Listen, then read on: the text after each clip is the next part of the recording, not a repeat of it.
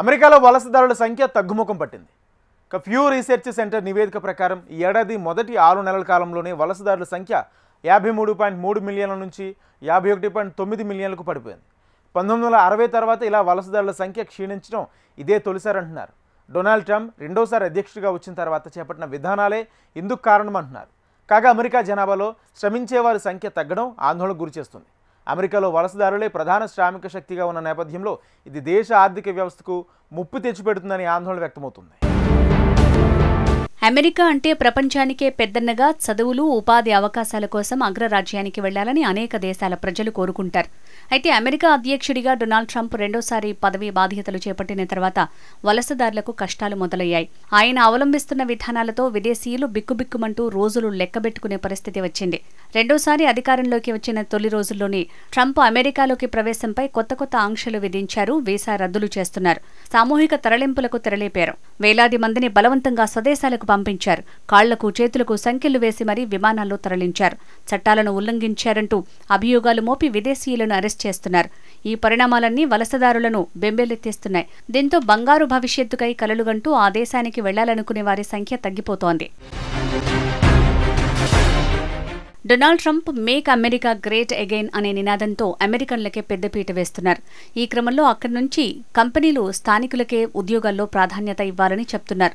దీంతో ఈ ఏడాది జనవరి నుంచి జూన్ మధ్య వలసదారుల సంఖ్య 5.33 కోట్ల నుంచి 5.19 కోట్లకు పడిపోయిందని ప్యూ రీసెర్చ్ సెంటర్ తాజా నివేదిక చెప్తోంది. అంటే దాదాపు 14 లక్షల మేర తరుగుదల నమోదైంది. 1960 తర్వాత ఇలా వలసదారుల సంఖ్య క్షీణించడం ఇదే తొలిసారి అంటున్నారు. వలసదారులు తగ్గిపోవటం వల్ల అమెరికా 7.50 లక్షల మంది కార్మికులను కోల్పోయిందని ప్యూ రీసెర్చ్ సెంటర్ సీనియర్ డెమోగ్రాఫర్ జెఫ్రీ పస్సెల్ వెల్లడించారు. శ్రమించగలిగే వయస్సున్న వారి సంఖ్య అమెరికా జనాభాలో పెరగటం లేదు. అలాంటప్పుడు ఈ దేశానికి వలసల నుంచే శ్రామిక శక్తి లభిస్తుంది. ఈ శ్రామిక శక్తి పెరగకపోతే అమెరికా ఆర్థిక వ్యవస్థకు నష్టమే అని అంటున్నారు జెఫ్రీ. అలాంటప్పుడు అమెరికాలో శ్రామిక శక్తి పెరగాలంటే ఇతర దేశాల నుంచి వలసలు రావాల్సిందేనని స్పష్టం చేశారు ఆయన.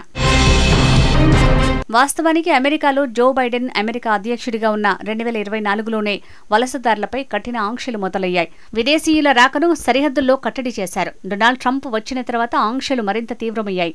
ఫలితంగా అమెరికాలో చట్టబద్దమైన వలసదారులే కాకుండా అక్రమ వలసదారుల సంఖ్య కూడా వేగంగా తగ్గిపోయింది. గత 70 ఏళ్లలో ఇలాంటి పరిస్థితి ఎప్పుడూ లేదు. అయితే వలసదారుల జనాభా తగ్గిపోతున్నప్పటికీ ప్రపంచంలోనే అత్యధిక వలసదారులు కలిగి ఉన్న దేశంగా ఇప్పటికీ అమెరికా కొనసాగుతోంది. దేశ జనాభాలో వలసదారుల వాటా అత్యధికంగా ఉన్న దేశాల్లో కెనడా, యుఎస్ టాప్లో ఉన్నాయని చెప్పారు జెఫ్రీ. ఒకప్పుడు మెక్సికో, సెంట్రల్ అమెరికా నుంచి యుఎస్ఏకు వలసలు ఎక్కువగా ఉండేవని, ప్రస్తుతం దక్షిణ అమెరికా దేశాల నుంచి వలసలు పెరిగాయని కూడా పేర్కొన్నారు. వలసదారుల సంఖ్యాపరంగా కాలిఫోర్నియా, టెక్సాస్ ముందు వరుసలో ఉన్నాయని చెప్పారు. Department of homeland security DHS ప్రకారం సుమారు 16 లక్షల మంది వలసదారులు సొంతంగా అమెరికాను వీడారు. మరోవైపు immigration and customs enforcement ICE కేవలం 200 రోజుల్లోనే 3,32,000 మందికి పైగా అక్రమ వలసదారుల్ని వారి దేశాలకు పంపించి వేసింది. దీంతో పాటు న్యూయార్క్, లాస్ ఏంజల్స్, చికాగో వంటి నగరాల్లో 3,59,000 మంది అక్రమ వలసదారులను అదుపులోకి తీసుకున్నారు. ఏటా 10 లక్షల మంది అక్రమ వలసదారులను బహిష్కరించాలని ICE లక్ష్యంగా పెట్టుకున్నారు.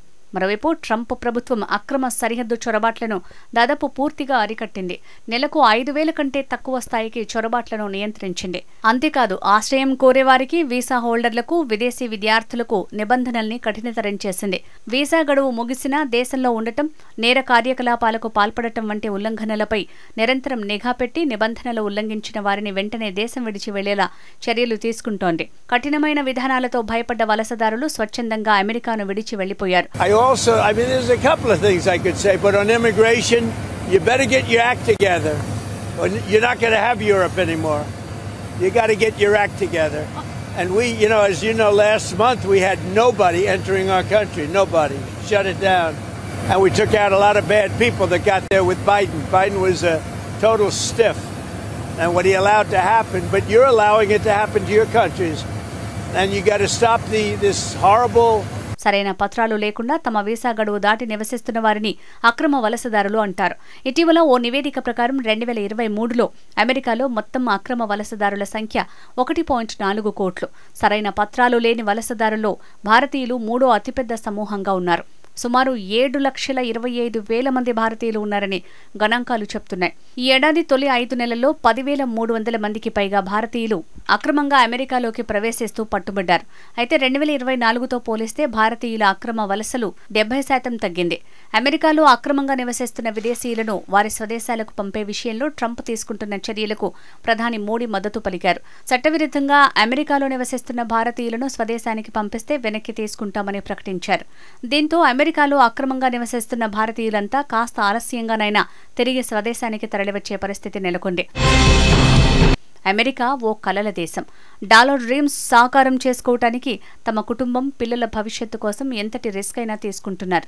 ప్రాణాలు పోయే పరిస్థితి ఉన్నా అమెరికాకు వెళ్లే విషయంలో మాత్రం వెనకడుగు వేయట్లేదు. అయితే సరైన పత్రాలు లేకుండా అక్రమంగా అమెరికాలో నివసించే వలసదారులకు వీసాలు, వర్క్ పర్మిట్లు లేకపోతే అనధికారిక పనులు చేసేందుకు మాత్రమే అవకాశం ఉంది. వారి ఉద్యోగాలేవీ రికార్డుల్లో ఉండవు. చట్టవిరుద్ధంగా వెళ్లిన మన భారతీయులు ఎక్కువగా గ్యాస్ స్టేషన్లు, రెస్టారెంట్లు, కిరాణా దుకాణాల్లో పనిచేస్తున్నారు. కార్మికులుగా, ప్రైవేట్ సెక్యూరిటీ గార్డులుగా ఉద్యోగాలు చేస్తున్నారు. కొందరు అమెరికా వచ్చాక పిల్లలకు జన్మనివ్వడంతో వారు అమెరికా పౌరులుగా మారిపోయారు. కానీ ఇప్పుడు ఆ పరిస్థితి లేదు. ట్రంప్ రెండోసారి అధికార పగ్గాలు చేపట్టిన తొలి రోజే జన్మతః పౌరసత్వాన్ని రద్దు చేస్తూ కార్యనిర్వాహక ఉత్తర్వుపై సంతకం చేయడం తెలిసిందే.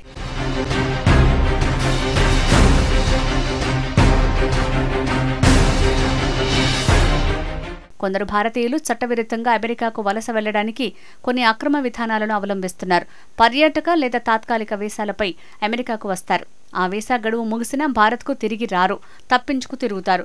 ఇక భూమార్గంలో వేరువేరు దేశాలు దాటి వస్తూ చిట్ట చివరకు అమెరికా గడ్డపై కాలు మోపుతారు. డంకీ రూట్గా దీనికి పేరు. సరిహద్దులు దాటించేసే ఏజెన్సీలకు దాదాపు $1,00,000 పైగా చెల్లించాల్సి ఉంటుంది. సరైన విద్యార్హతలు, ఇంగ్లీష్ ప్రావీణ్యం లేని కారణంగా అమెరికా వీసా పొందలేని భారతీయులు ఈ మార్గాన్ని ఎంచుకుంటున్నారు. మరికొందరు తొలుత పొరుగున ఉన్న కెనడాకు వచ్చి అక్కడ 76 రోజుల విజిటర్ వీసా సంపాదించి అలా అమెరికాకు వచ్చి ఇక అక్కడే తిష్టవేస్తారు. వలసదారులు సాల్వడార్, నికరాగ్వాల గుండా కూడా అమెరికాలోకి ప్రవేశిస్తారు. వీరందరికీ ఎక్కడ అధికారులకు పట్టుబడతామోననే భయం వెంటాడుతూనే ఉంటుంది.